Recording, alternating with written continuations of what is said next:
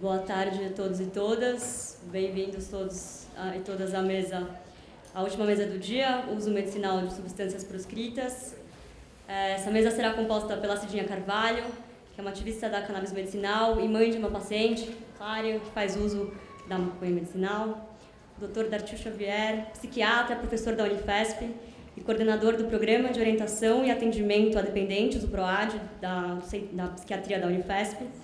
Renato Fileve, que é biomédico, doutor em neurociências e coordenador do grupo Maconha Bras, do Centro Brasileiro de Informação sobre Drogas Psicotrópicas, o CEBRID.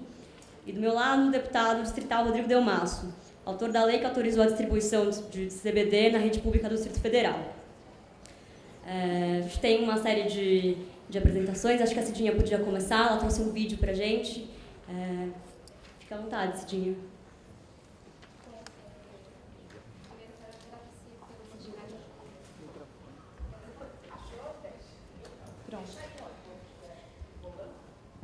Bom, primeiro quero agradecer pela oportunidade de estar aqui e poder trazer um tema tão importante como a cannabis medicinal.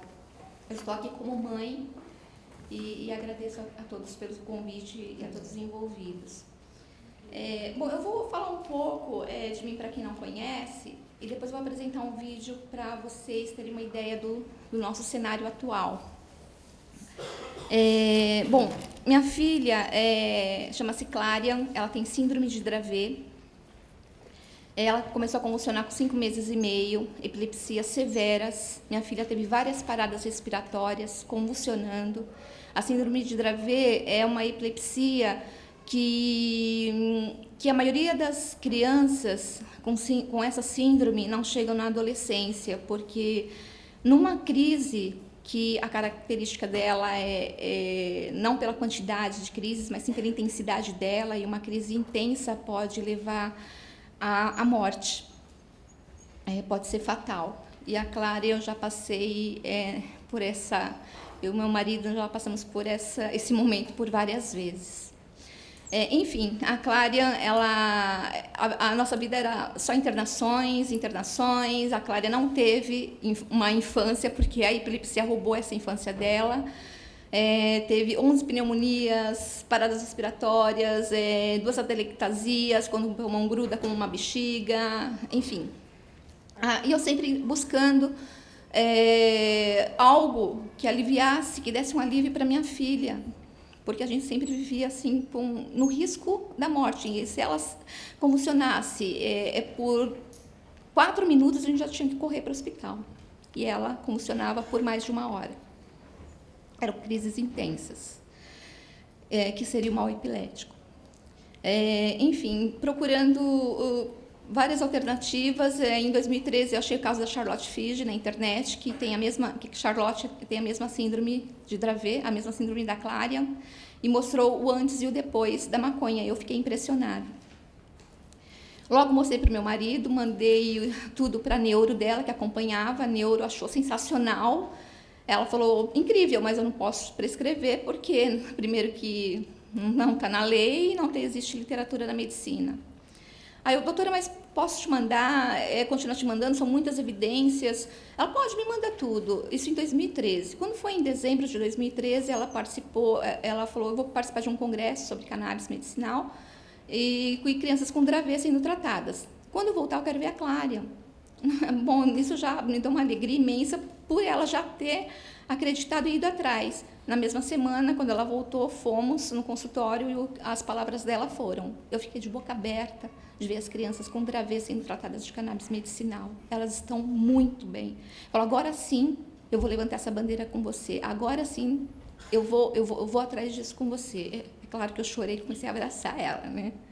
Bom, aí foi quando eu já estava indo atrás, até o Fileve consegui seu e-mail, Fileve em 2014, comecei, em 2013 mesmo já estava me contatando com a Helm of Caring, que é dos Stanley Brothers, na tentativa de trazer o óleo para cá, enfim, várias tentativas frustradas, porque não podia mandar por causa da lei do Brasil. Aí até que nós conseguimos importar ilegalmente uma seringa do importado e logo no início já sentimos uma diferença. É impressionante que o efeito é imediato. Eu de imediato, assim, se ela tinha... ela tinha mais ou menos umas 18 crises por mês, mas eram crises intensas. Primeiro que ela já ficou logo de cara 17 dias sem crise. E para nós foi assim, era quase impossível ela ficar 17 dias sem crise. Ela não chegava a ficar 4 dias sem crise. Até que eu descobri que nós pagamos $500 na época, e eu, em contato com uma médica do Colorado, pelo peso da Clara, ela precisaria de 3 seringas, que seriam $1.500 por mês. Impossível para nós, incompatível com a nossa realidade financeira. Foi quando eu conheci no simpósio um médico de uma rede secreta que começou a me doar o óleo. Um óleo feito artesanalmente aqui no Brasil, e foi onde eu obtive melhor resposta ainda do que o importado. Não foram só a diminuição de crises, mas sim no cognitivo, no equilíbrio. Enfim, eu até anotei aqui para não me perder. A Clara diminuíram 80% das crises dela. Antes eram crises intensas, mais de 1 hora, 40 minutos. Hoje a Clara só tem ausência que dura menos de 1 minuto. E são duas ou uma crise por mês. O equilíbrio, ela não conseguia pular, não tirava o pé do chão. Hoje a Clara pula, ela anda sozinha, ela sobe escada sem precisar segurar na mão dela. O cognitivo dela melhorou assim, de forma impressionante, que até a própria psicóloga, que atende ela desde os 6 anos de idade, a Clara hoje tem 13 anos, ela fez um relatório constatando a evidência que foi depois da cannabis. Foi uma curva que fez assim, quando ela começou com a cannabis. A psicóloga não conseguia trabalhar da forma que ela queria trabalhar com ela. Hoje ela consegue trabalhar. A apneia do sono que a Clara tinha, eu não dormia, eu dormia segurando na mão dela, e eu tinha que acordar tipo de meia hora para procurar uma posição melhor para esticar a traqueia dela, para ela poder respirar. Hoje a Clara, da forma que ela deita, ela dorme a noite inteira. Quer dizer, trouxe qualidade de vida para a Clara e para nós. Uma característica da síndrome de Dravet é a sudorese, é a ausência da sudorese. Num dia de calor, como ela não transpirava, eu sempre perguntava para a neuro, desde bebê, por que minha filha não transpira? E nós não tínhamos diagnóstico fechado da síndrome de Dravet, que foi fechado quando ela tinha 10 anos. Lendo tudo, fui descobrir que essa falta de sudorese era da síndrome, que é uma mutação no canal de sódio. Enfim, com 11 anos eu comecei a ver minha filha transpirar pela primeira vez, o que acabou equilibrando a temperatura do corpo dela, porque a síndrome de Dravet é muito sensível à temperatura alta. Até num lugar abafado, não precisa estar tão quente, ela já convulsionava. Enfim, o tônus muscular dela melhorou, enfim, foi um conjunto de melhorias que teve, não só na vida da Clara, como na nossa. E, enfim, a Clara continua usando esse óleo feito artesanalmente há 2 anos, doado por essa rede, que são pessoas que plantam, não vivem disso, cada um tem a sua profissão, eles simplesmente, por um gesto de compaixão, se uniram. São pessoas contra o tráfico que plantam, se uniram para fazer o remédio para doar para os pacientes. E há 2 anos eu recebo sem atraso e sem faltar. E eu gostaria de falar do cenário atual, de como estamos hoje, só que antes eu gostaria de passar o vídeo para vocês terem uma ideia primeiro, para depois entrar nos detalhes.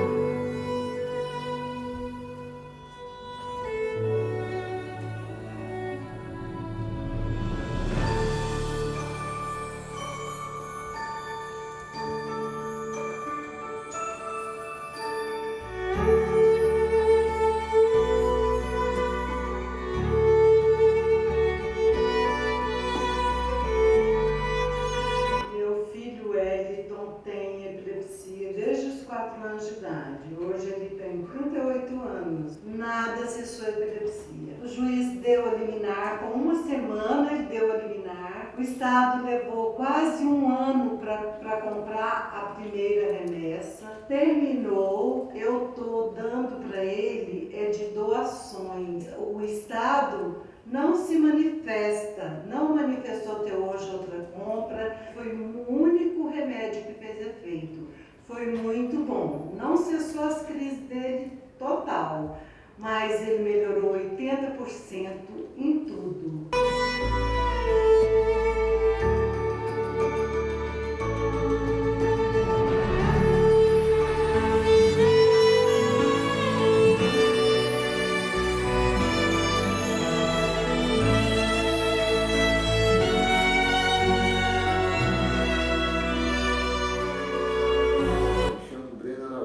Distrofia muscular progressiva e escoliose. Faço o uso do óleo de cannabis há mais ou menos um ano. Antes do óleo, tinha dificuldade de dormir devido às fortes dores na coluna. Hoje em dia, tenho uma qualidade de vida bem melhor graças ao óleo. Queria pedir um pouquinho mais de atenção de vocês com a gente. A vida não espera.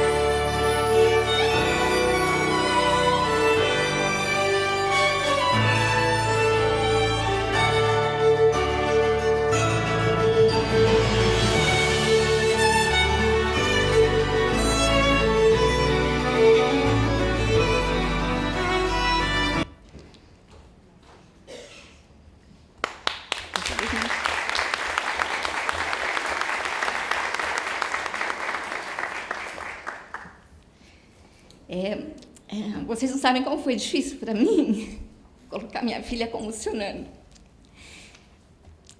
Mas eu tinha... Ai, desculpa, gente. Mas eu tinha que fazer isso para mostrar para vocês a impotência que nós sentimos diante de uma dor tão grande dentro de uma lei tão perversa. Então, eu quero dizer para vocês, acho que deu para vocês terem uma ideia, que a maioria das famílias eu coloquei alguns pontos cruciais aí, que seria as famílias que estão usando artesanal hoje por 2 motivos. O primeiro é evidente, que é o alto custo, porque quanto ao importado,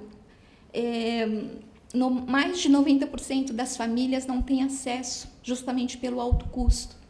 E muitas famílias que estavam usando o importado deixaram de usar o importado porque não tiveram resposta positiva para o importado. Não estou falando porque o importado é ruim, não, apesar de que não sabermos a procedência. Obrigada.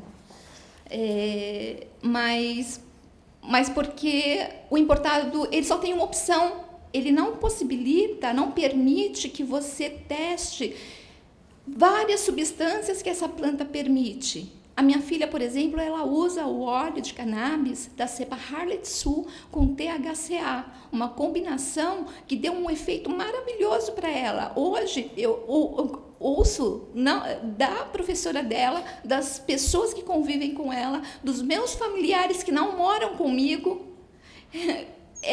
Mãe, a Clara é outra criança. Ela é outra pessoa. Pessoas que não iam na minha casa, que não vão frequentemente, falam, nossa, mas como ela está falando bem, ela não falava assim. Me enche de alegria, tão de alegria isso. Por quê? Porque eu não estou vendo aquilo que toda mãe quer ver.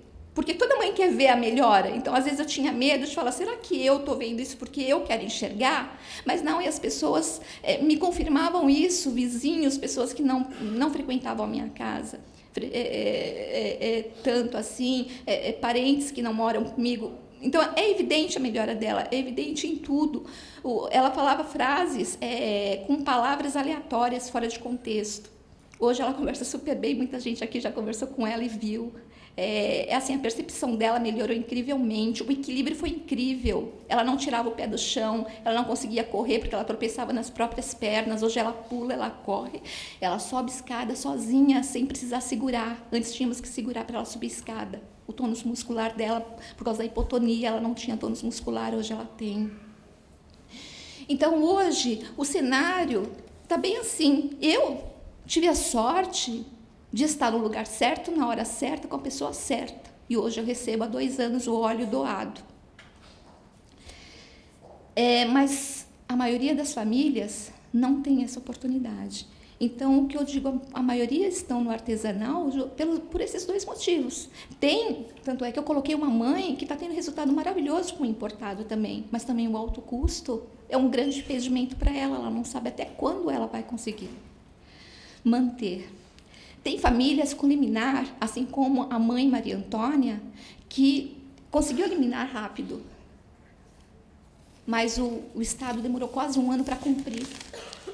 Cumpriu com a primeira remessa, que deu para 3, 4 meses. Acabou. O Estado fala, não temos previsão de compra, não sabemos quando vamos comprar. Quer dizer, não tem garantia de continuidade. Ela está recebendo, porque nós nos viramos, mas ela já ficou um tempo sem receber. Recebeu essa semana, porque corremos atrás pedindo doações. Isso não é justo, isso não é dignidade. A maioria dos médicos, ainda contando com esse cenário, a maioria dos médicos não prescrevem. A maioria dos médicos não acreditam. A maioria dos médicos fala, isso é bobagem. Ontem, puxa, gente, desculpa, falta 5 minutos, mas eu tenho tanta coisa para falar. Enfim, bem, os médicos precisam de cursos, tá? Mas não um curso com um discurso de CBD, mas sim da planta toda. Porque a minha filha, ela toma, o óleo dela é feito com as flores, onde contém todos os canabinoides, que tem o THC, o THCA, CBD, enfim, todas as substâncias que fazem o efeito comitiva, que acredito que o Philip está aqui, vai falar sobre isso, onde eu vi todas essas melhoras tão grandes na minha filha, onde eu esperava apenas a diminuição de crise. Mas, para minha surpresa e alegria, minha filha, hoje ela está se completando e tendo a infância, com 13 anos, uma infância que ela nunca teve. Eu tive a oportunidade de ir até o Chile pelo SESEC com a Julita Lengruber e Paulo Matos e pude constatar a importância do cultivo. O modelo Mama Cultiva seria um modelo que todos os países precisam. Onde a mãe ela tenha a possibilidade de testar várias cepas com o filho, quando uma não dá certo, até chegar na melhor resposta. Porque nós, mães, vivemos a vida toda correndo atrás de uma melhoria, quando a gente quando a gente encontra, a gente não pode alcançar. Por quê? Porque é proibido. Eu e o Fábio, meu marido está aqui, entramos com uma ação na justiça com o Emílio Figueiredo, que é o nosso advogado, pedindo reconhecimento do direito ao cultivo, porque eu estou cultivando para minha filha. Tem um artigo que eu coloquei no final do vídeo que diz: é dever da família, sociedade, Estado assegurar à criança com absoluta prioridade o direito à vida. A família vem antes da sociedade e do Estado. Eu sou a família, meu marido é a família. Então, eu estou cumprindo o meu dever de mãe e o amor me move. E esse amor é muito maior do que qualquer lei. Então, a lei precisa mudar imediatamente, mas o discurso também. Porque nós precisamos de reeducação, campanhas informativas e mudar essa lei que acaba sequelando pacientes, famílias, usuários. Sequelando, porque se eu soubesse desse potencial da planta há 12 anos atrás, eu poderia ter evitado sequelas que a minha filha tem hoje. Porque porque há 2 anos que ela toma óleo e há 2 anos que a minha filha nunca mais entrou em status epilético. Nunca mais teve parada respiratória. E antes era correria para o hospital toda semana. Eu tenho mais tempo? Bom, eu acabei até me perdendo nisso, e eu quero dizer que quando alguém fala assim, poxa, mas tem THC? Tem efeito psicoativo. Gente, vocês querem mais efeito psicoativo do que anticonvulsivante? Querem mais efeito psicoativo do que uma coquetel de anticonvulsivante que a minha filha tomava? Que a minha filha ficava dopada, ficava com todo aquele espectro autista que a síndrome de Dravet também tem, que ela ficava parada, se você sentasse ela no sofá, na sala, ela ficava o dia inteiro assim, e eu tinha que lembrar ela para levar ela para o banheiro para fazer xixi. Só no processo repetitivo. Ela não tinha expressão no olhar, ela ficava com o olhar caído, parado, totalmente dopada.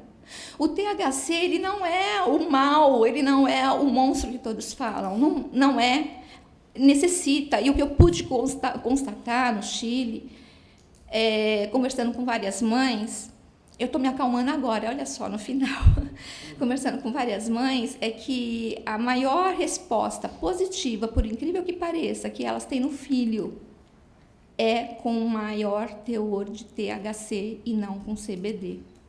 Então, temos que nos livrarmos, nos despirmos de qualquer moral, porque imoral é você não lutar pelo seu filho, mesmo que seja algo fora da lei, desde que você não esteja fazendo mal a ninguém.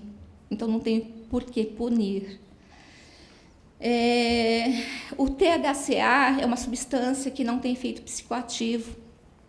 Também, que se ela não é aquecida a mais de 80 graus, ela não libera o efeito, não ativa o efeito psicoativo.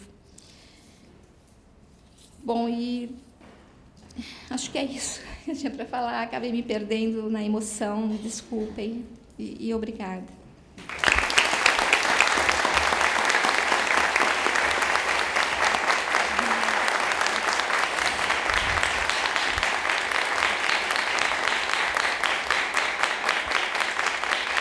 Muito obrigada, Cidinha, por trazer para a gente esse seu depoimento. Acho que resgatando uma fala do Leon, que estava na mesa anterior. A gente fala de CBD, de THC, de todo efeito psicoativo, mas a gente esquece que a gente está falando de gente, né? A gente está falando tem que dar nome, tem que dar rosto a essa pauta, né? Então, muito obrigada por dividir com a gente. Acho que muita gente que estava aqui não ficou minimamente impactado com o que você trouxe. Peço agora ao deputado Rodrigo Delmasso, como eu falei, autor de um projeto, de uma lei que foi aprovada no Distrito Federal, que autoriza a distribuição do CBD lá em Brasília. Então, por favor, deputado. Primeiramente, boa tarde a todos e a todas. Quero agradecer a coordenação do evento pelo convite. E, antes de mais nada, eu queria, na realidade, já causar um primeiro impacto aqui, que alguns vão começar a questionar. Eu, além de estar deputado, eu sou pastor evangélico. Tenho certeza que alguns aqui já, como é que fala? Meu Deus, o que esse cara vai falar aí? Mas eu queria contar um pouquinho da minha história também, antes de eu... porque eu acredito que tudo que está na terra serve para servir o homem. Tudo aquilo que está na natureza serve para servir o homem. Eu sou casado, tenho 3 filhos, a Bia, a Manu e o mais recente, o Eduardo. A Manu, de 7 anos, tem epilepsia refratária de difícil controle. Ainda não conseguimos diagnosticar se existe alguma síndrome ou não. E eu sempre digo o seguinte, que a Bia me ensina a ser pai e a Manu me ensinou a ser gente. Porque a Manu me ensinou a quebrar alguns paradigmas da minha vida, principalmente alguns paradigmas preconceituosos de quem não vive. E eu consegui levar para dentro do meu mandato na Câmara essa quebra de paradigma. Quando eu propus esse projeto de lei na Câmara Distrital, que ele inclui o canabidiol, que na época, quando estávamos discutindo, era, vamos dizer assim, o mais, não vou dizer o mais famoso, mas era o que está mais avançado na questão de discussões e de avanços. Eu sofri muito preconceito. Preconceito da base que me elegeu, e tive que encarar isso, tive que discutir, tive que debater. E a minha base de fundamento era o seguinte: bem, se eu como cristão defendo a vida, o porquê não defendê-la para que ela tenha uma vida de qualidade? Tudo aquilo que traga para o ser humano uma vida de qualidade tem que ser colocado, porque Jesus Cristo disse que ele veio para dar vida e vida em abundância. E vida em abundância, na minha avaliação, é você ter condições de dormir no mínimo 8 horas por noite, é você ter condições de trabalhar, não se preocupar como a sua filha vai ficar em casa, é você chegar em casa e saber que a sua filha vai lhe receber pelo menos com um abraço e vai saber conversar e ter um cognitivo, no mínimo, o cognitivo de saber que você é o pai dela, que a mãe é a mãe dela e que ela vive num ambiente familiar. A minha filha, ela foi usuária do canabidiol e nós descobrimos o canabidiol graças a uma pessoa chamada Catiele Fischer. Alguns aqui já ouviram falar. Eu falo para ela que ela é a mãe desse debate, porque ela foi a primeira no país que enfrentou esse debate, assim como a Cidinha também está enfrentando esse debate com muita garra e muito afinco. E antes de eu falar, eu queria mostrar o vídeo que eu trouxe, que esse vídeo eu mostrei no dia da derrubada do veto ao projeto de lei, e eu vou contar um pouquinho da história. Porque nós aprovamos o projeto no plenário da Câmara e o governador vetou ele integralmente. E no dia da derrubada do veto, eu mostrei esse vídeo, que vocês vão ver aqui agora, para sensibilizar os deputados, independente da coloração partidária, independente de qual corrente política eles fazem parte. Eu digo que, depois desse vídeo, o veto foi derrubado por unanimidade da Câmara Legislativa. 24 votos favoráveis à derrubada do veto. Isso foi histórico. Nunca a Câmara Legislativa do Distrito Federal derrubou um veto de um governador com os 24 deputados votando não pela manutenção do veto, ou, na realidade, sim, pela derrubada do veto, para que o projeto se tornasse lei. Eu digo literalmente que do PT ao PSDB votaram para a derrubada do veto. Por quê? Porque o que estava em discussão ali não era corrente política, não era projeto de poder, mas eram vidas.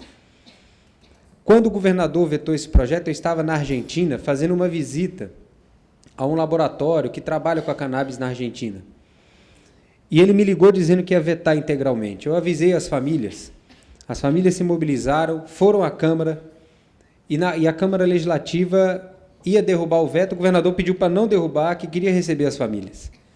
As famílias foram, levaram seus filhos e mostraram o seguinte: governador, o senhor ia acabar com o meu sonho de eu conseguir ver pelo menos o meu filho, conseguir dormir à noite. E esse vídeo que eu vou mostrar para vocês, eu mostrei no plenário da Câmara, que eu tenho certeza que ele foi um dos pontos que sensibilizou os deputados. Pode soltar.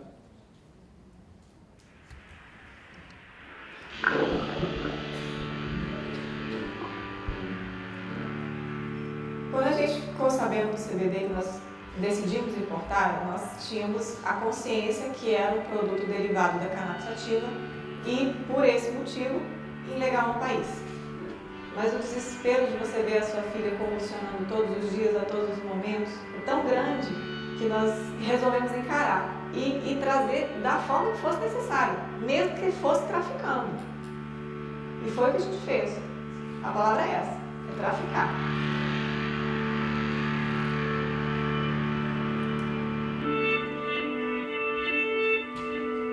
Foi um bebê super planejado. Nós planejamos essa gravidez, desde que a primeira tinha nascido, a gente já estava planejando a segunda. Então, a Anne nasceu, nós ficamos assim, extremamente felizes, mas eu notei que ela tinha um olhar diferente. Eu estava com ela no colo, assim, nos braços, quando ela fez a primeira convulsão. Com 3 anos, ela conseguiu andar. Mas logo após isso, ela começou a desenvolver algumas crises mais fortes e, em decorrência da síndrome, tanto da síndrome quanto das crises, ela começou a perder. Até que em 4 meses ela perdeu tudo que ela tinha conseguido em 3 anos.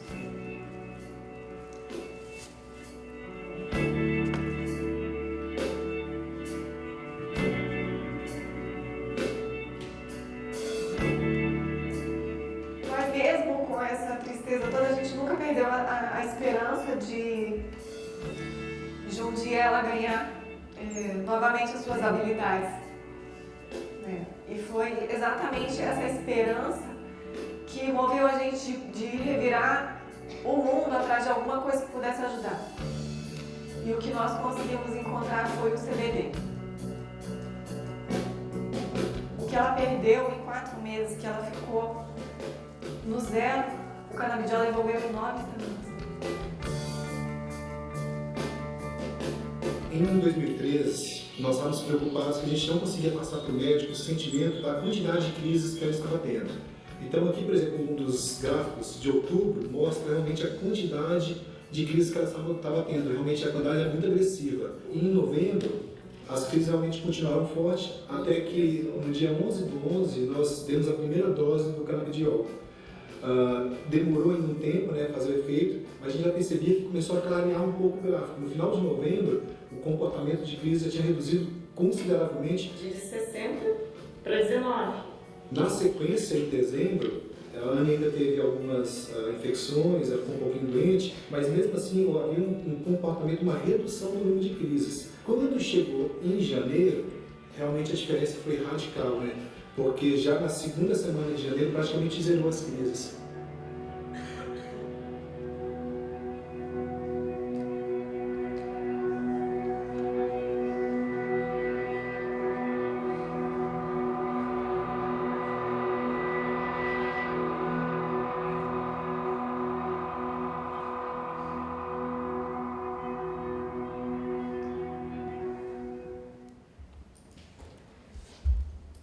E esse vídeo, tenho certeza que sensibilizou os 23 deputados, não 24, porque eu também, né, a derrubar o veto do governador.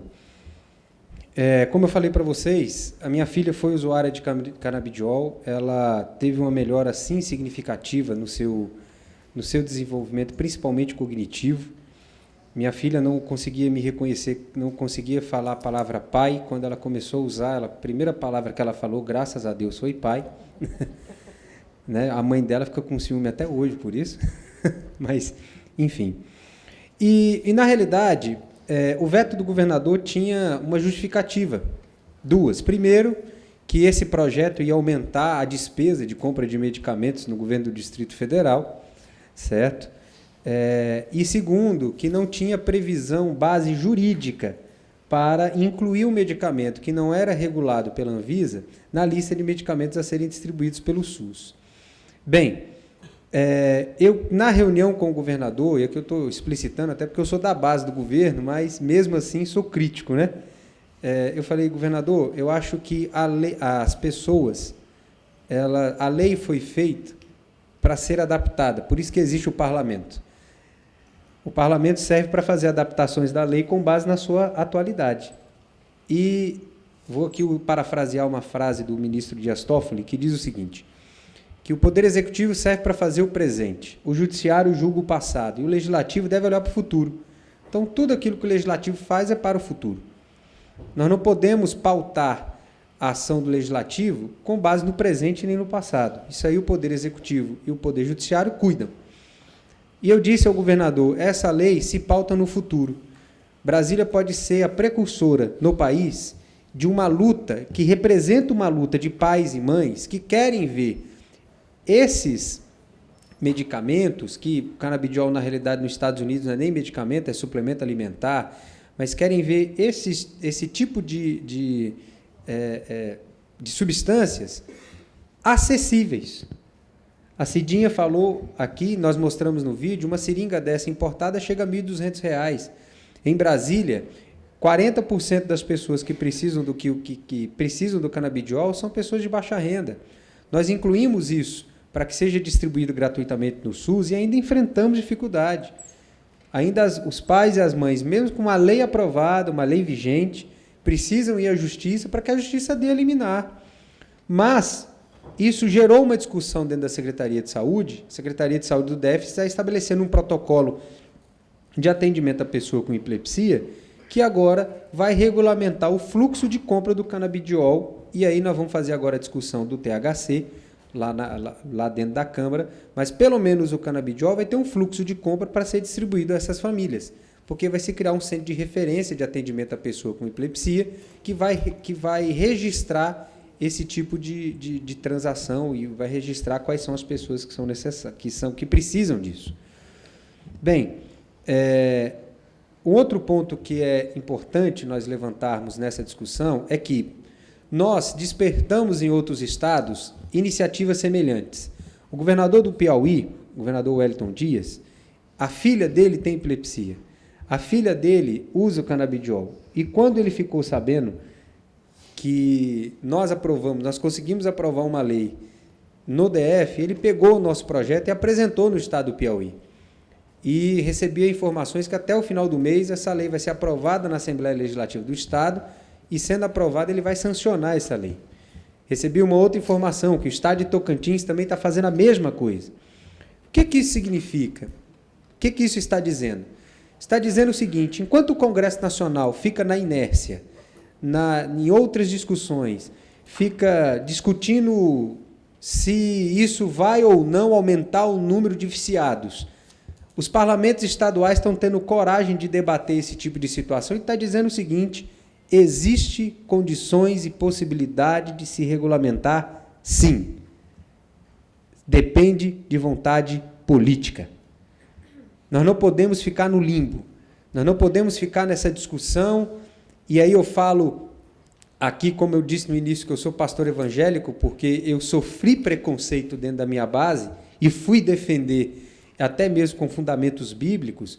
Quando você coloca um fundamento que um tipo de medicamento desse melhora a qualidade de vida, que melhorou da minha família, que melhorou, vamos dizer assim, que melhorou a minha vida, porque eu não conseguia dormir direito, sou casado, eu tinha que revezar com a minha esposa quem ficaria dormindo com a minha filha, porque se ela tivesse uma crise de madrugada, ninguém poderia acudi-la. E hoje, graças a Deus, ela consegue dormir uma noite completa. A Cidinha estava me falando ali que ela ficou 11 anos tirando soneca, né, Cidinha? Cochilando. Eu estou dizendo que isso é a realidade de famílias que têm pacientes com epilepsia dentro de casa. E que esse tipo de medicamento traz, sim, uma melhora na qualidade de vida. Eu não consegui levar minha filha para a igreja, porque a minha filha tinha crise dentro da igreja. Hoje, graças a Deus, eu consigo levar minha filha para um culto. E ela assistir tranquilamente, sem ter problema nenhum. Fora o preconceito, que eu acho que nós precisamos avançar, nós precisamos sim ser progressistas nesse ponto. Nós somos brasileiros progressistas para um monte de coisa, mas precisamos sim ser progressistas nesse debate. E o que está acontecendo no país, em alguns parlamentos estão tendo a coragem de debater isso, e falo isso porque a Câmara Legislativa é quem conhece, alguns deputados são considerados conservadores, eu sou enquadrado dentro deles, inclusive, né, com a bancada conservadora, eu tenho 5 minutos, já vou concluir. Nós tivemos a coragem de debater isso, de demonstrar o seguinte: podemos ser conservadores, sim, mas podemos ser progressistas, aquilo que vem a valorizar a família, que isso eu entendo que valoriza sim a família e a vida. E agora, o que nós precisamos, eu acredito, enquanto sociedade, não é debater, mas precisamos cobrar dos nossos representantes. Eu estava falando ali há pouco com o Renato, que eu não vejo esse debate nas eleições. Nós estamos agora em eleições municipais, candidatos a vereadores e a prefeitos, e quando se fala de saúde, melhoria da saúde, é construção de hospital e carreta que vai melhorar a saúde de alguém.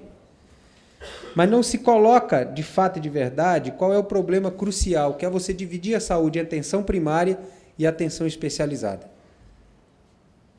E quando você coloca atenção especializada, nós precisamos sim autorizar que qualquer tipo de substância que venha melhorar a qualidade de vida do paciente seja autorizada a ser distribuída gratuitamente pelo Sistema Único de Saúde, seja ela derivada do que for. Porque senão vão proibir então a distribuição da morfina porque ela é derivada do ópio. Vamos acabar com isso, vamos tirar a morfina do Brasil porque ela vem do ópio. Nós precisamos avançar. É necessário que a gente avance nesse debate e que a gente não tenha medo, porque o que nos faz não progredir é o medo que nós temos dos possíveis danos de uma tal regulamentação. Eu digo, ela é vendida hoje sem regulamentação. É transacionada sem regulamentação. É usada sem regulamentação. Por que não regulamentar? Para que se coloque fiscalização e seja utilizado de uma forma correta. Falo isso enquanto político, porque eu sei que a minha classe tem responsabilidade nisso. Tem responsabilidade na situação que nós chegamos. Mas se nós não tivermos coragem, e aqui eu falo como pai de uma paciente, de uma menina que tem epilepsia, que teve melhoras significativas. Hoje minha filha não usa o canabidiol, ela está hoje na dieta cetogênica, que é um outro tratamento, mas ela, quando usou, teve melhorias significativas. E digo o seguinte, enquanto nós não tivermos coragem de debater essa situação, infelizmente, nós vamos ver história de pessoas como a da Cidinha, da Catiele, da Daniele, que é minha esposa, que são empreendedoras de sonhos, ficarem, muitas vezes, somente no grito, no vazio. É necessário que a sociedade se mobilize, que a sociedade cobre dos seus representantes que esse debate avance no Brasil. Não dá para ficar da forma que está. Muito obrigado.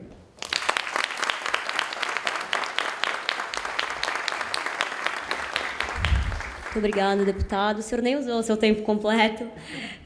Só para avisar, o documentário ilegal que o deputado passou aqui, ele está disponível no Netflix e ele é dirigido pelo Tarso Araújo, que é um jornalista super parceiro da plataforma, acho que valia comentar. A gente tem aqui do lado agora o Renato Fileve, que tem uma série de considerações a fazer, inclusive sobre o uso da maconha no tratamento de dependências. É isso, Renato? Joia. Olá, boa tarde a todas e a todos. Eu agradeço em nome da Harumi o convite ao IBCCRIM, a Plataforma Brasileira de Política de Drogas, por realizar esse debate tão importante. A Cidinha, que comoveu a todos aqui. E eu também começo com uma declaração polêmica, assim como diz o nosso mestre Denis. Eu também sou redutor de danos, ou usuários de drogas, né? Porque droga, afinal, a droga é a droga do outro, né? Então, eu vou tentar... Eu trouxe uma apresentação, mas eu vou começar, então, tentando comentar alguns pontos do que foi trazido aqui, porque a minha apresentação ela ia ficar um pouco deslocada do restante da mesa.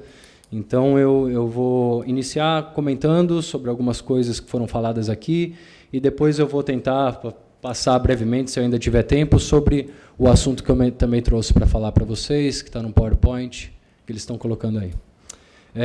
Então, a situação do Brasil hoje em relação ao uso de substâncias à base de maconha, ela está, vamos dizer, um pouco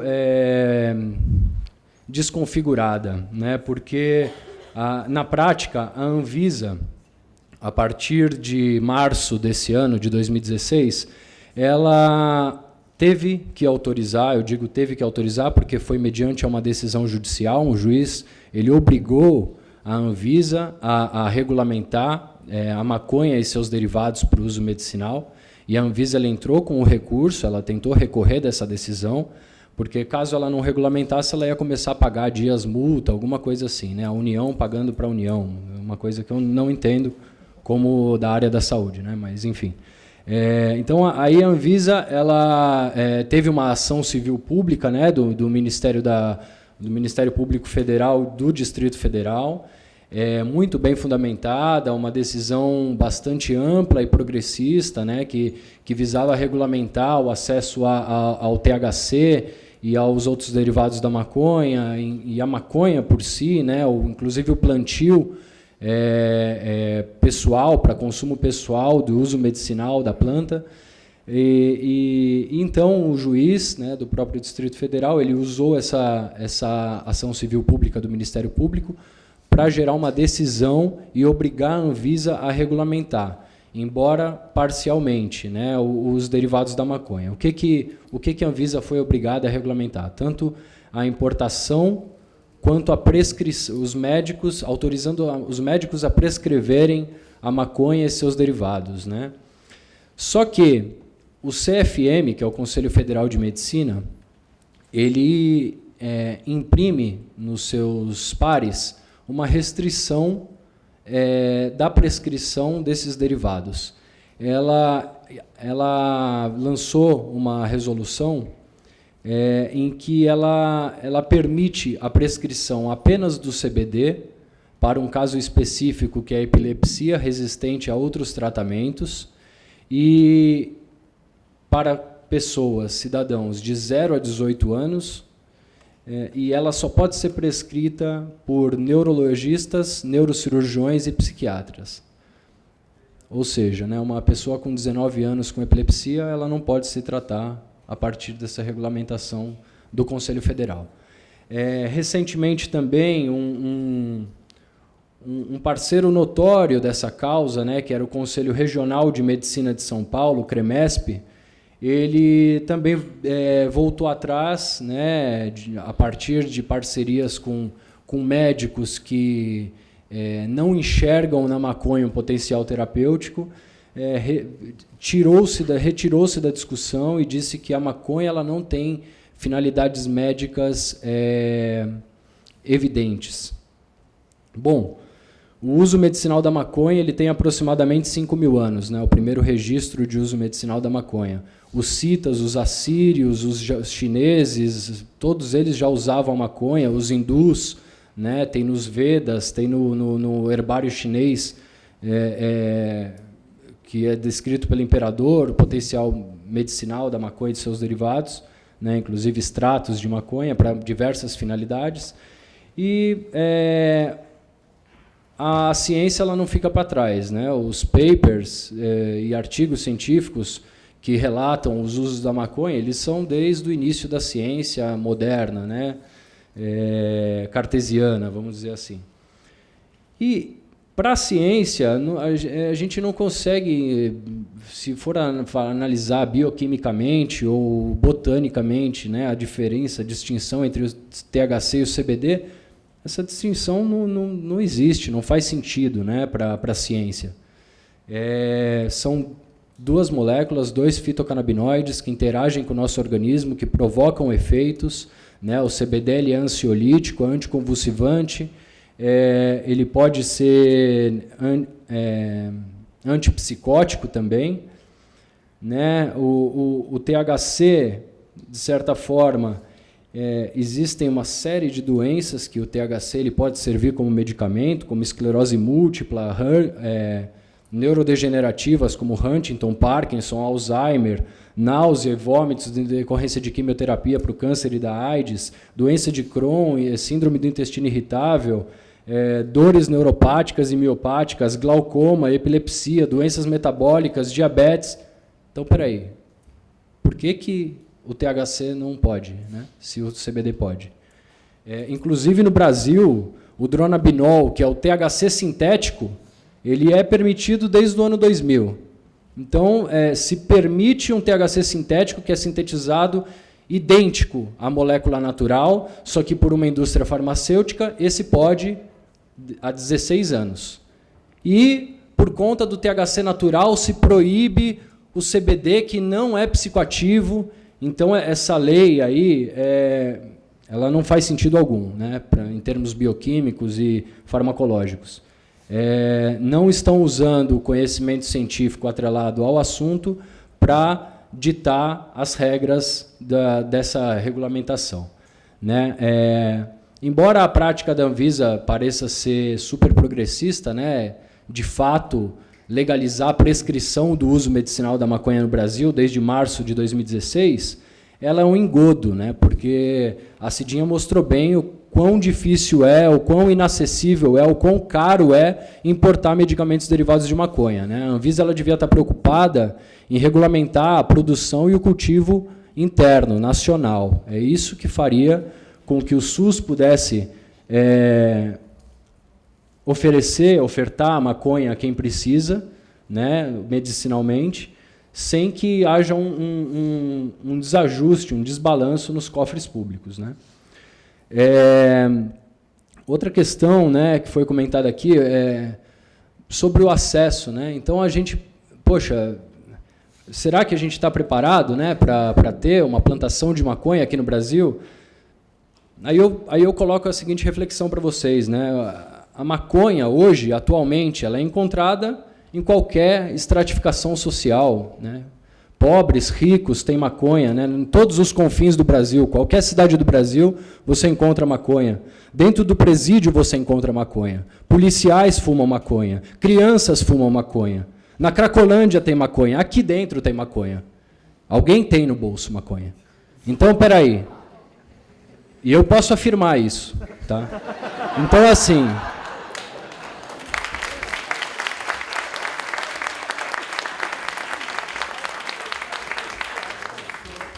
Então, eu acho um fim da picada, uma criança que está convulsionando, que nem a gente viu, precisar de um medicamento, e o governo negar isso por falar que vai dar barato, que vai causar euforia, que vai ter efeito psicoativo, que vai provocar dependência, né? Que tem, a gente sabe, a ciência já estudou e já mostra isso há anos, que a maconha ela tem riscos baixos ou moderados, quando comparado com efeitos colaterais de outros medicamentos, como os anticonvulsivantes, que a Cidinha citou, como os benzodiazepínicos, que são prescritos a rodo no Brasil. Uma das maiores prescrições do Brasil são os benzodiazepínicos.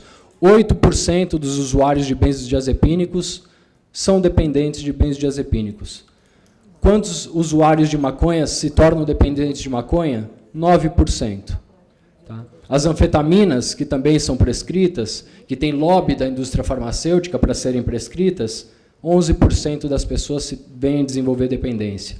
Dos opioides, tão importante opioides, que, inclusive, deputado, são subnotificados, né, são subutilizados os casos, né, de necessidade de uso dessas drogas, que são importantes também para o manejo da dor, assim como os canabinoides. Então, por conta de tudo isso, eu acredito que a gente precisa ver com mais honestidade esse debate e tentar trazer um pouco do que a ciência ela vem acumulando no debate para não ficar um samba do crioulo doido, né? Um negócio que se discute a exaustão, uma coisa que não faz sentido algum na prática, sabe? Então vamos lá, como é que eu faço para passar o... Então tá, por favor, então próximo slide. Eu vou passar rapidamente o que eu faço, né? Meu trabalho é esse, eu trabalho orientado, supervisionado pelo professor Dartil Xavier, lá no PROAD, no Programa de Orientação e Atendimento a Dependentes. O programa ele existe há quase 30 anos e ele atende em média 600 faz 600 atendimentos por mês, né? É um trabalho que é voluntário, de acesso livre, e nós trabalhamos com a perspectiva de redução de danos. Aí o primeiro indício de uso terapêutico de maconha para o tratamento de dependência, né, ou intoxicação, ele usa, né, de hidrato de cloral, que é um anestésico, e o ópio, né, o uso do ópio. Então ele fala que a aplicação da maconha ela reduz a fissura pelo ópio e provoca também um efeito antiemético, né, melhorando a náusea e vômitos em decorrência da ausência desse ópio dentro do organismo. Esse é o médico Todd Mikuria. Ele é um médico americano que ele foi o primeiro pesquisador a fazer relato, né, do que ele encontrava na clínica, de pacientes que relatavam para ele a diminuição no consumo de álcool e de outras drogas em decorrência do uso da maconha, né? Os usuários de álcool eles relatavam uma maior clareza de pensamento, prazer e efeitos colaterais diminuídos com o uso da maconha. O prazer aí eu destaco por conta da redução da fissura, ele parece ter um efeito bastante importante. Aí, então, a pesquisa que foi precursora desse estudo que eu estou desenvolvendo no PROAD atualmente, essa pesquisa ela foi um estudo observacional feito pela equipe do professor Dartil. Eles acompanharam 25 sujeitos ao longo de um ano. Esses sujeitos eram atendidos, né, eram pacientes do PROAD, e a partir de um dado, né, dos próprios voluntários, de que quando eles fumavam maconha, eles deixavam de sentir a necessidade do uso do crack. Então, a equipe da pesquisa resolveu estimular e falar, bom, então, já que vocês fazem isso, então a próxima vez que vocês sentirem vontade de fumar crack, então optem pela maconha. Eles puderam relatar que 68% dessa amostra abandonou o crack em 3 meses e, no final do estudo, 100% das pessoas também abandonaram a maconha. Ele reduziu a fissura e usavam, em média, 3 a 4 baseados por dia. Essa é uma outra pesquisa, um estudo etnográfico feito na Jamaica com mães, né, que estavam grávidas e eram dependentes de crack, e elas utilizavam a maconha como uma espécie de medicamento paliativo para atenuar os efeitos indesejáveis do crack, né, a paranoia, a perda de peso, e era uma terapia barata. Essa daí é a professora Amanda Raymond, da Berkeley. Ela fez um questionário onde ela perguntava para as pessoas o porquê que ela usava a maconha medicinal, e ela teve uma surpresa, né, que a maconha ela era usada como substituto para o álcool em 40% dessa amostra, 26% para drogas ilícitas e 66% dos remédios. Então, por que será que a indústria farmacêutica tem pânico da legalização da maconha? Esse é o professor Philip Lucas, do Canadá, e ele fez o mesmo estudo da professora Amanda Raymond em 2012, ela fez em 2009, ele fez em 2012, e ele encontrou basicamente quase as mesmas proporções, né, em porcentagem estatística, e os pacientes voluntários relataram menor abstinência, melhor controle dos sintomas e poucos efeitos colaterais. Outros estudos, né, na Inglaterra, o pesquisador aponta que ela é segura e menos danosa. Um outro pesquisador na Califórnia aponta que ela é uma boa substituta e é o primeiro que relata como uma estratégia de redução de danos. Na Colômbia, o governo colombiano tem a iniciativa de oferecer maconha para o tratamento de dependências. Esse estudo está iniciado, sobretudo, por pioneirismo do professor Dartil, que levou a ideia lá, junto com uma comitiva, e a partir daí o governo colombiano, então, tomou essa iniciativa, né, de pesquisar o assunto. No Uruguai também, uma outra pessoa que está pioneira no assunto é a doutora Raquel Peiralbi. Eles, a partir do cenário da maconha legal, eles avaliam que a maconha ela vai diminuir a violência, vai reduzir o uso das substâncias nocivas e vai promover um aumento nos estudos, né? Aí, esses dois professores aí da Inglaterra, o Tick e o Nutt, eles fizeram uma escala, né, perguntando qual droga seria uma droga interessante para substituir o álcool, né? Aí eles elencaram 7 critérios, né, uma droga que reduz o consumo e os efeitos secundários, né, no fígado, no sistema nervoso central, uma droga menos danosa que o álcool, que esse mau uso ele deva ser menor, né, ou seja, um abuso dessa substância ele deva ser menos importante do que o abuso do álcool, o substituto, mas não o uso em conjunto, mais seguro em causar overdoses, ele não deve potencializar os efeitos do álcool e os benefícios econômicos e à saúde devem ser evidentes. Aí, essa outra pesquisadora, Subaraman, ela avaliou a maconha segundo esses critérios. E a maconha, ela então preencheu 6 de 7 desses critérios. O único negativo foi que ela potencializa os efeitos do álcool, né, os efeitos psicoativos do álcool. Esse é um estudo publicado por um grupo da Unifesp, né, da professora Solange Napo e da Janaína, em que eles fizeram uma avaliação de discursos, né, um estudo qualitativo, onde usuários de crack eles diziam por que eles usavam maconha combinado com crack, né? E aí os usuários relatavam proteção, efeitos indesejados diminuídos, melhora do sono e do apetite, reduz a fissura e melhora a qualidade de vida. E esse é o estudo, então, que nós propusemos, né, e que estamos iniciando lá no PROAD, canabinoides para o tratamento da fissura e do consumo de álcool e crack, né? Nós iremos utilizar esse strain aí, que é proveniente da da Holanda e do Canadá, né, da Bedrocan, uma empresa que produz maconha em grau farmacêutico, né, uma qualidade bastante importante para se colocar ela para efeitos de pesquisa, né, para estudo. E acima,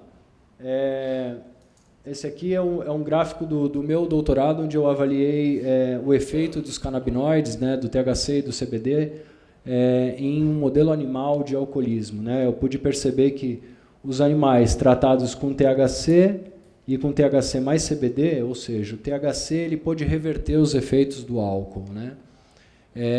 Nosso estudo ele vai avaliar, através da perspectiva da redução de danos, se a maconha ela vai diminuir o número de doses, vai aumentar a latência para o primeiro consumo, para o evento do beber pesado ou do consumir crack pesado, né, que são acima de 5 doses, avaliar o bem-estar por evento, avaliar o bem-estar e a qualidade de vida, e a mudança no padrão de uso ela vai ser mais importante do que a abstinência em si.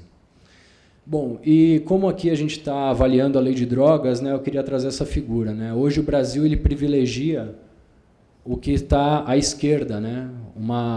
Um produto de péssima qualidade, o encarceramento, o superencarceramento de pessoas que se envolvem nessa cadeia produtiva de uma planta. Obrigado.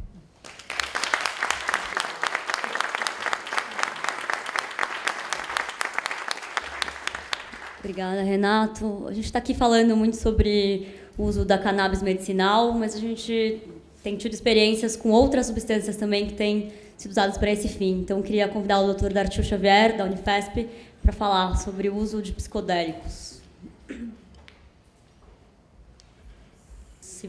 Se puder trocar a apresentação para a do Dartil, por favor.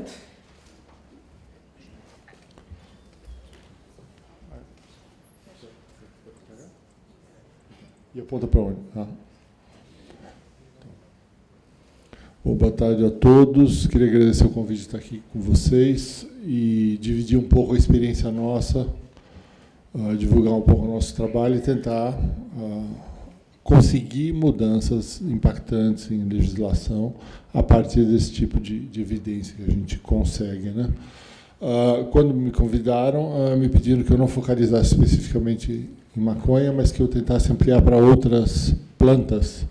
E é em cima disso que eu fiz a minha fala. E ainda bem que o Renato falou antes de mim, porque senão eu ficaria com muita vontade de falar de maconha. Então. A ideia é falar um pouquinho sobre psiquiatria e plantas. E a gente precisa ver que na história da medicina, quer dizer, existe hoje em dia uma desvalorização muito grande, é como se existissem remédios bons e as plantas. Assim, planta é segundo escalão, né? Uma coisa assim secundária. A gente precisa lembrar que a medicina tem milênios e a indústria farmacêutica, os remédios, tem pouco mais de 100 anos. Então, toda a medicina era baseada em plantas até o século XIX, né? Ou seja, as poções eram feitas a partir desses produtos naturais e eram assim que se fabricavam os remédios. Depois, com a sofisticação tecnológica, a partir do século XIX e mais ainda do século XX, é que veio a indústria farmacêutica, conseguia isolar moléculas puras e fazer os remédios. Mas, na verdade, isso é uma sofisticação de uma coisa que sempre existiu, né? Quando a gente fala de propriedades terapêuticas de plantas alucinogênicas, que é um pouco essa ideia de centrar aqui, a gente sabe que no cérebro existem vários sistemas baseados no funcionamento de neurotransmissores, de hormônios cerebrais. O mais conhecido é a adrenalina, né, que dá essa agitação. Mas tem a dopamina também, do prazer, a serotonina, que tem a ver com o bem-estar, glutamato e o GABA também.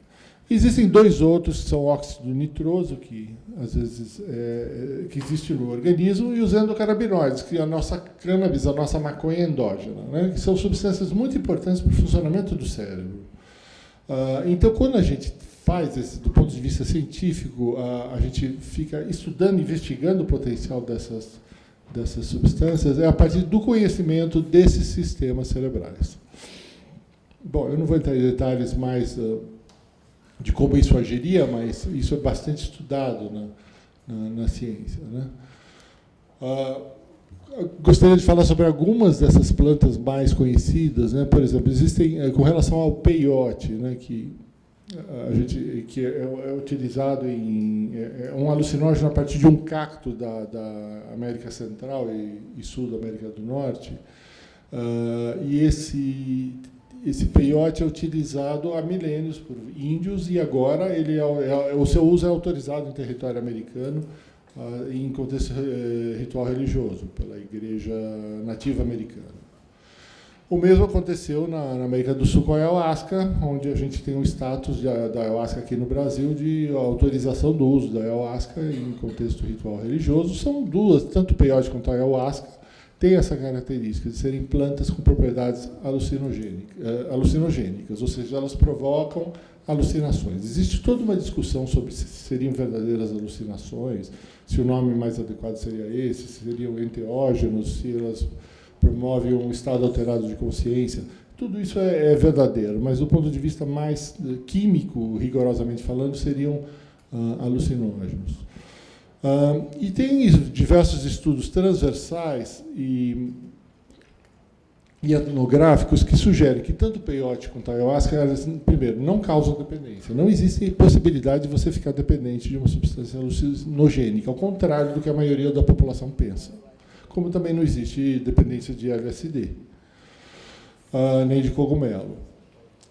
O que sabe-se também é que, para usuários de álcool, tanto o peiote quanto a ayahuasca promovem períodos de abstinência muito duradoura, ou seja, as pessoas ficam sem consumir álcool por longos períodos.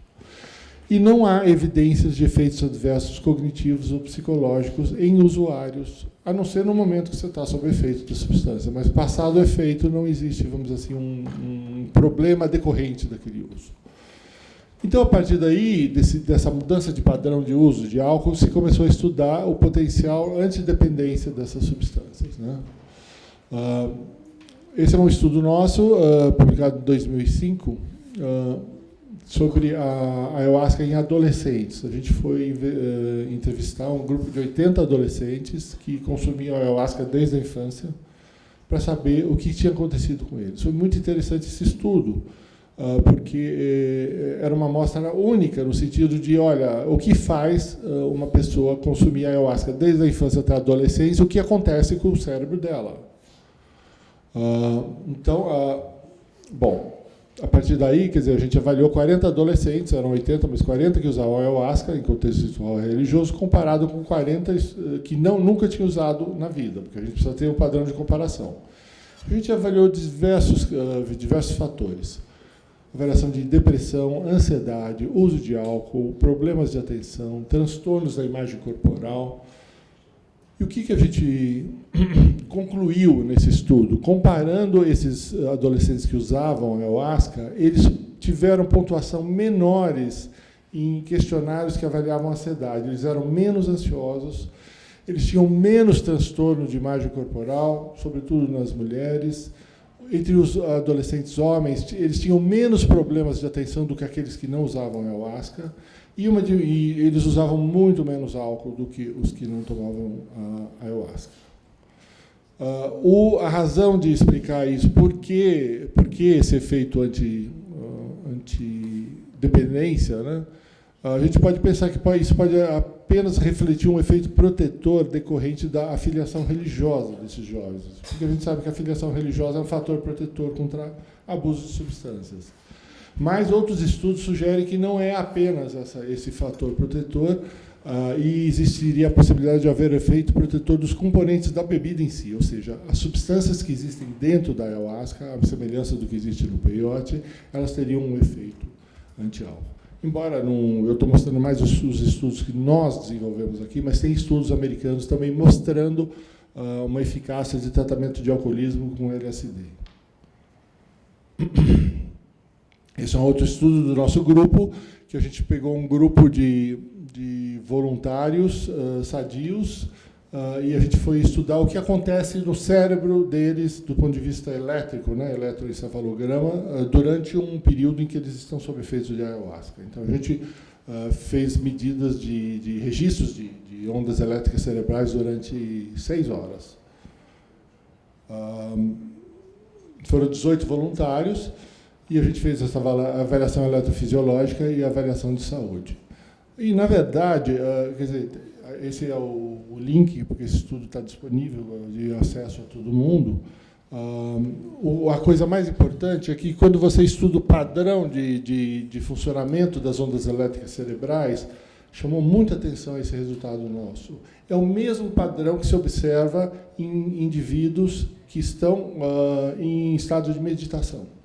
Ou seja, é como se os efeitos que uma meditação provoca no cérebro são muito parecidos com os efeitos que a ayahuasca provoca no cérebro. Esse é um outro estudo nosso com a ibogaína, no tratamento de dependentes, foi um estudo observacional de 2013. A ibogaína é uma planta originalmente da África Central, que também tem propriedades alucinogênicas. Ela é utilizada em rituais iniciáticos para adolescentes na África. E desde a década de 60 se começou a colher evidências desse uso terapêutico. Na verdade, foi um indivíduo que era dependente de derivados de ópio, dependente de heroína, e que ele foi experimentar essa substância para ter um barato diferente lá na África, e ele parou de usar heroína. Então, de repente começou a se perguntar, mas o que acontece? Assim, o indivíduo sempre usou heroína na vida, ele vai experimentar essa planta, ele larga o uso de heroína, né? Então, a partir daí começou a se investigar isso, e os estudos pioneiros de ibogaína e de ayahuasca também no Brasil foram do nosso grupo de pesquisadores, né? Então, a ibogaína é um dos 12 alcaloides extraídos dessa raiz, que é a taberna de iboga, usada nos rituais, como eu falei. O que a gente fez desse estudo nosso? Avaliar a efetividade no tratamento da dependência química, no caso era a dependência de cocaína fumada, o crack, né? Pela administração de cloridratos de ibogaína. No caso da nossa amostra, eu vou mostrar que não eram só, nesse slide mesmo, eram 75 pacientes dependentes de álcool, maconha, cocaína e crack, sendo que 72% deles eram dependentes das 4. Ou seja, só uma minoria eram dependentes de só uma delas, né? Eram 8 mulheres e 67 homens, e não se observou nenhuma reação adversa. Isso é importante dizer, porque os estudos com a ibogaína, que começaram na década de 60, eles foram interrompidos até agora, início dos anos 2000, porque se começou a achar que a ibogaína fosse uma substância muito tóxica. Então, a gente estava muito de olho nisso, para ver se haveria algum efeito adverso pelo uso de ibogaína. Depois eu comento isso. Bom, todas as 8 mulheres e 51% dos homens, ou seja, metade dos homens, ficaram abstinentes a partir do uso de ibogaína. Eles largaram as suas drogas de abuso. O tempo de abstinência conseguido a partir do uso de ibogaína foi de quase 6 meses para aqueles que tomaram uma única dose de ibogaína. Para quem tomou mais de uma dose, esse tempo de abstinência chegou a 8,4 meses, né? E esses períodos de abstinência por ibogaína foram sempre muito maiores quando comparados com os períodos de abstinência que essas pessoas mesmo tiveram no passado, antes de usar ibogaína. Aqui os resultados, mostrando os 3 grupos, né? Os que usaram os índices de recaída, pré-tratamento, depois da primeira ibogaína e depois do tratamento, né? Uma coisa que eu queria comentar ainda desse estudo da ibogaína é que uma coisa, eu falei que a gente conseguiu demonstrar que não existiria um risco relacionado ao uso de ibogaína. Isso é ibogaína porque a gente usou o cloridrato de ibogaína dentro de um laboratório, a molécula pura. Porque o que a gente vê acontecer no Brasil, que eu acho uma coisa muito temerária, é essas clínicas de iboga, em que se pega uma planta de onde se tira a ibogaína, mas não é só a ibogaína que tem lá. A iboga contém uma série de substâncias, algumas delas muito tóxicas. Tem vários relatos de casos de morte por uso da planta iboga. Então, não é indicado o uso da iboga enquanto planta, mas só do princípio ativo, que é a ibogaína extraído dela, né? Aqui, da maconha, o Renato Filev já falou bastante. Esse é o trabalho esse é um outro trabalho do nosso grupo, sobre os efeitos de antivômito obtidos pela maconha em pacientes que estavam fazendo quimioterapia para câncer. A gente sabe, pacientes que estão em quimioterapia para câncer, muitos deles interrompem a quimioterapia porque não suportam os efeitos colaterais. Ou seja, eles não conseguem ter o seu câncer tratado por causa dos efeitos colaterais da quimioterapia. E, no caso, a gente fez esse estudo, foi publicado num jornal europeu, numa revista europeia científica, mostrando o quanto que muitos pacientes passaram a poder completar os seus tratamentos para câncer com esse tipo de estratégia de uso de maconha. Esse é o estudo que o Fileve mencionou, do nosso grupo. Não vou nem entrar em detalhes, mas só ressaltando isso que seria o quê? Dependentes de cocaína fumada tentaram controlar a compulsão para o uso de crack através do uso de maconha. O resultado final nosso foi que 68% interrompeu o uso de crack a partir da utilização de cigarros de maconha, dizendo que, a partir disso, diminuía a fissura, eles tinham mudanças de qualidade de vida consideráveis e eles simplesmente largaram a dependência do crack. E aquilo que o Renato mencionou, que depois de 6 meses, todos eles largaram a maconha também. Ou seja, eles usaram a maconha só como uma porta de saída da dependência do crack. Todo mundo brinca que maconha é a porta de entrada, a gente brinca porta é porta, se ela é de entrada, ela pode ser de saída, né? Como o estudo mostra. Esse é um outro estudo nosso sobre os efeitos antitumorais da maconha num certo tipo de tumor cerebral, que se chama glioma. Porque eu estava falando que se usa maconha em pacientes com câncer para o indivíduo suportar a quimioterapia. Mas o que se observou também é que a maconha tem um efeito antitumoral. Então, tinha diversos casos de pacientes que tinham esse tipo de tumor cerebral, que é um tumor, ele nem é um tumor muito maligno, mas ele cresce muito rápido, então ele é muito destrutivo, ele compromete muito o indivíduo. E pessoas que o tumor simplesmente desapareceu com o uso de maconha. Então, esse é um estudo também que foi investigar como é essa questão tanto do CBD quanto do THC.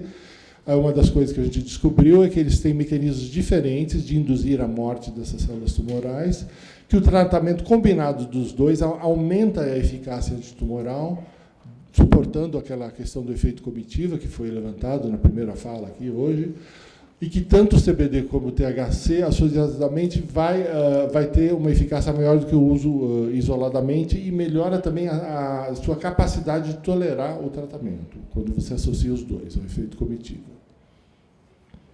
Como comentários finais, a gente queria levantar algumas coisas, né? Vantagens e desvantagens. Eu acho que, claro, lembrar isso, que a medicina sempre foi baseada em plantas. É muito recente a questão dos remédios de farmácia, da indústria farmacêutica. Tem um ganho de você ter esses remédios de indústria farmacêutica, sem dúvida nenhuma. Você tem uma pureza de medicação, um controle de qualidade, uma possibilidade de você saber exatamente a quantidade que você está utilizando, tá? E muita gente diz, o segundo ponto ali, a era da genômica e da proteômica, né, que a gente está num nível de tecnologia em que a gente consegue produzir proteínas específicas, alterar genes específicos, conseguir substâncias puríssimas. Só que isso é um pouco uma ilusão da ciência. Isso é feito em laboratórios, rarissimamente. No Brasil não se faz isso, se faz em poucos lugares do mundo. Na verdade, no Brasil, a gente enfrenta problemas de saúde dos mais primários. A gente não tem nem saneamento básico, tem lugar que tem esgoto a céu aberto. Ou seja, vamos sair da ciência lá de gabinete, lá idealizada, e vamos para a realidade nossa. E é aí que a gente depara com a questão. Você vai dizer, não, eu não vou dar para o meu filho uma planta que está cheia de substâncias ali que eu nem sei o que é. Esse é um argumento que se fala muito contra o uso da maconha enquanto planta. Mas, se você não tem o desenvolvimento e a possibilidade de conhecer todos os canabinoides e como eles agem e colocar tudo isso dentro da indústria farmacêutica e dosar isso de uma forma objetiva, você vai fazer o quê? Vai fazer, não vou trabalhar com isso até a ciência chegar nesse nível de desenvolvimento? Não, vamos voltar para a medicina mais do século XIX, que não deixava de tratar os seus pacientes só porque não tinha esse nível de sofisticação. Se você consegue comprovar a eficácia dos efeitos de uma planta, por que não usar a planta? Né? Também se questiona muito a questão do pensamento primitivo versus a ciência contemporânea, que essa coisa de planta tem muito a ver com pagelância, com usos rituais ancestrais. Tem a ver, só que isso não é um demérito, é uma sabedoria milenar que precisa ser incorporada à nossa ciência, e não a gente deixar de usar essa possibilidade terapêutica por uma questão de um purismo científico, né? Aqui, só para lembrar, já foi mencionado, mas a gente fala de canabinoides, precisa lembrar que a gente tem mais de 70 canabinoides dentro de uma planta de maconha, dos quais a gente conhece pouquíssimos, a gente conhece cerca de uns 10, 11 do ponto de vista científico. Mas a gente sabe, por exemplo, que não existe a toxicidade que a gente encontra, por exemplo, numa planta de iboga. Iboga eu sei que eu não devo usar, eu devo usar ibogaína. Maconha não tem nenhuma evidência desse tipo de toxicidade. Aliás, das substâncias passíveis de uso abusivo, é a única que não existe em caso de morte por uso de maconha. Ninguém morre por uso de maconha. As pessoas morrem por uso de álcool, por uso de aspirina, né? É proibição. Não, peraí, o que eu estou fazendo?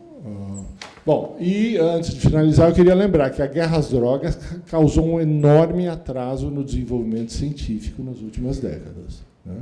As limitações para a realização de estudos científicos sobre substâncias psicoativas ilícitas, eu fiz uma colagem do inglês, ela se baseia em 3 aspectos, sobretudo, ou uma visão moralista com relação a uma substância que é ilícita, ou uma visão, um moralismo que pode ter características religiosas, ou a questão criminal que entra nesse aspecto. E agora eu gostaria só de lembrar, pegando esses 3 itens, né, que frequentemente as pessoas que abusam de substâncias psicoativas, frequentemente elas são vistas como pessoas sem caráter, no aspecto moral, pessoas sem força de vontade. Isso não é verdade. Uma dependência química é uma doença, não é uma falta de caráter. Ou pelo olhar da igreja, como pessoas desviantes, pessoas pecadoras, ou pela linha criminal, como se eles fossem criminosos mesmo, quando, na verdade, o que vai dar o caráter de criminoso é a legislação que está por trás, não é o uso da substância em si. Então, a gente precisa tomar cuidado, porque a gente usa muito automaticamente esses 3 critérios, moralista, religioso e criminal, quando, na verdade, eles estão refletindo uma outra coisa. Já estou terminando aqui mostrando as publicações que foram feitas no transcorrer do século XX sobre trabalhos científicos publicados envolvendo a maconha e derivados, né? A gente vê que, a partir da década de 60, com a identificação do THC, né, desse canabinoide, começa a aumentar muito os trabalhos científicos. Depois, esses trabalhos diminuem e eles começam a aumentar a partir da década de 90, quando se obteve a clonagem do receptor de maconha, ou seja, se descobriu aonde essa molécula de maconha se acopla no cérebro. Mas, e também isso na época que se descobriu a anandamida, que é a maconha endógena, né? Agora, eu queria só lembrar uma coisa, que por que da década de 70 até a década de 90, vai havendo de novo uma diminuição progressiva? Justamente o período da guerra às drogas. A guerra às drogas inibe a produção científica. É muito mais fácil, eu sei como pesquisador isso. Lá na universidade eu tive casos de 3 alunos que vieram me procurar para fazer doutorado comigo. Eles queriam trabalhar com maconha e 2 com cocaína. Bom, a burocracia para conseguir maconha e cocaína é de tal ordem, maconha e cocaína oficial, né? Via Anvisa, via Pura, né? Porque se eu quiser para uso pessoal, eu pego meu celular e eu ligo para um delivery que me entrega em 15 minutos na minha porta. Agora, para eu fazer pesquisa, eu vou esperar anos. Então, esses meus pesquisadores tiveram que trabalhar com álcool. Por quê? Porque existe um preconceito também científico. Não se pode nem pesquisar uma substância proscrita. Obrigado pela atenção.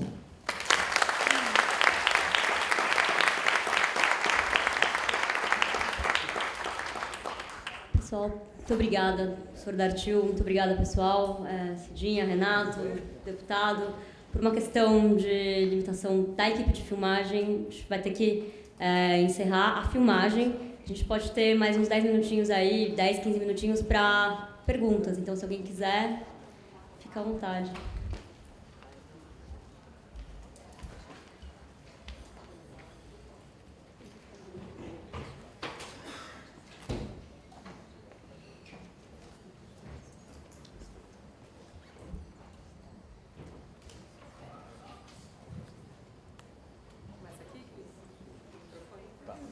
Manda bala.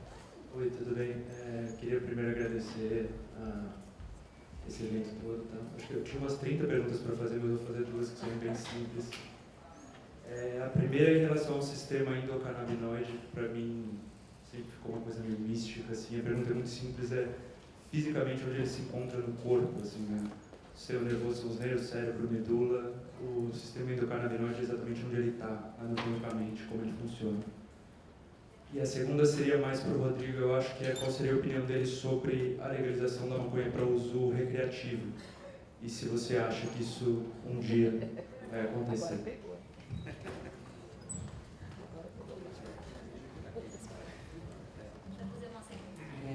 Rapidinho, Ingrid. A gente vai fazer uma sequência de 3 e aí a gente responde, tá bom? Só para... E vocês podem, por favor, quando vocês forem perguntar, se apresentar? Podem. Oi, eu sou Ingrid, de lá de Pernambuco. Primeiro, saudar a Cidinha pela história e pela luta maravilhosa. Então, a gente está todo mundo junto. Depois, eu ia perguntar, na verdade, para o Dartil. Durante a minha gestação, eu tive hiperemese gravídica e eu não consegui me alimentar. E até os 5 meses eu decidi parar de fumar maconha, quando eu soube que estava grávida e de usar outras drogas. E eu passei 5 meses sem conseguir me alimentar, perdi 12 quilos e a partir dos 5 meses eu decidi voltar a fumar maconha e foi o que me ajudou a, enfim, conseguir me alimentar e tal. E meu filho nasceu com 7 meses, né? Nasceu prematuro. Queria saber se aqui no Brasil, eu procurei enquanto eu estava grávida, não achei muita coisa, mas queria saber se aqui no Brasil a gente está desenvolvendo, vocês estão pesquisando, existem pesquisas voltadas para isso, né? Para o estudo de uso de maconha especificamente e gestação. E outra coisa, a gente tem um movimento jovem positivo aqui no Brasil, que o movimento jovem vivendo com AIDS, tem uma dificuldade grande hoje, que é o uso de algumas drogas que são ilícitas, e aí a grande dificuldade da gente controlar essas drogas, associado ao coquetel. Né? Muitos desses jovens têm uma dificuldade muito grande porque eles estão num momento de vida onde eles querem fazer esse tipo de utilização, e aí existe muito medo, muita preocupação sobre como é que funciona essa reação dos coquetéis com algumas drogas especificamente. Queria saber se vocês também, em algum lugar do nosso mundo, estão pensando sobre isso, pensando sobre essa problemática. É isso. Olá, boa tarde a todos. Meu nome é Fernando Carbonieri, eu sou médico e estou fazendo meu mestrado em bioética na PUC do Paraná. E observando, para mim tudo isso é muito novo, tá? Eu vou falar porque realmente o meu contato com todo esse assunto até um mês atrás ele não existia. E olhando do ponto de vista da academia, tentando observar o ponto de vista de vocês, da ciência, e o que a gente está olhando na bioética, a gente vê que faz muito sentido estudar tudo isso e tentar aproximar todas as pontas que têm interesse, todos os stakeholders que fazem parte de todo esse sistema. E muito foi falado a respeito da guerra industrial e da indústria, que ela impede o desenvolvimento terapêutico do CBD, do THC, de qualquer composto que provenha da maconha, né? Nesse sentido, eu gostaria de saber, principalmente do Flávio e do Dartil, como é que vocês enxergam essa guerra industrial entre as empresas que estão em desenvolvimento do composto, a própria guerra dentro desse novo caminho que realmente vai ajudar muita gente, isso é inquestionável, e também uma questão que eu observei que é bonito demais para ser verdade, para quem olha só dos olhos de quem está na academia. E a gente até hoje não vê estudos apontando malefícios, pelo menos até nesse um mês de história que eu estou estudando o assunto, a gente não vê malefícios vindo. E é difícil de acreditar em alguma substância que não existe malefício nenhum. Então, eu queria ver a opinião, principalmente do Flávio e do Dartil, a respeito dessa guerra interna no CBD e como a gente pode resolver isso para realmente beneficiar os pacientes.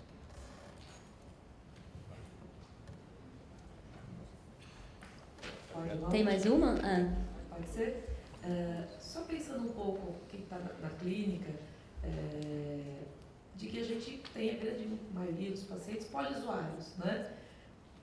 grosseiramente, pergunta de psicólogo, que acho que só médico vai poder me responder. Se ele é poliusuário, quer dizer, ele está usando crack, mas está usando a maconha também, grosseiramente, normalmente, quando ela é indicada como uma redução de danos, talvez diminuir o uso do crack, usa mais, usa menos? Como é que se dá isso? Eu pedi a gentileza do Renato responder primeiro. Só mais uma minha que o Maurício não quer fazer. Não, tá jóia. Vai lá. Uma colocação rápida, uma pergunta para o deputado Rodrigo. Eu acho que é muito bom quando tem alguém do campo, que se admite, inclusive, do campo conservador, que vem de uma igreja evangélica. Então, acho até agradecer essa disposição de discutir com a gente. E aí, a pergunta que eu faço, considerando a história da Cidinha e todos os dados que o Dati e o Renato trouxeram, estava conversando há pouco com uma colega que perguntou por que a gente usa o termo proibicionismo, né? Uma colega que não entende por que vocês são contra o quê, antiproibicionista, proibicionista, e na verdade eu acho que está um pouco dito na fala da Cidinha do por que a gente chama de proibicionismo, né? Porque é quando você, de repente, não permite que uma planta que nasce em qualquer lugar, literalmente mato, seja usada por uma criança, por uma série de outras questões que nada tem a ver com isso. Então, já até juntando com a pergunta do colega que lhe provocou sobre uma questão específica, é um pouco, se você desse a opinião sobre isso, se você consegue perceber que realmente a gente está aprofundando a discussão sobre drogas, para muito além de se moralmente você gosta da ideia de que se use drogas por recreação, por prazer, e que nós, na verdade, não estamos fazendo isso aqui. Nós estamos fazendo uma discussão sobre política de drogas e a qual delas é a mais eficiente, mais justa e mais solidária. Quer dizer, que não é uma discussão sobre se usar droga é bom ou ruim, ou se você percebe até essa entrada no campo conservador para se discutir em cima de uma postura mais pragmática, racional.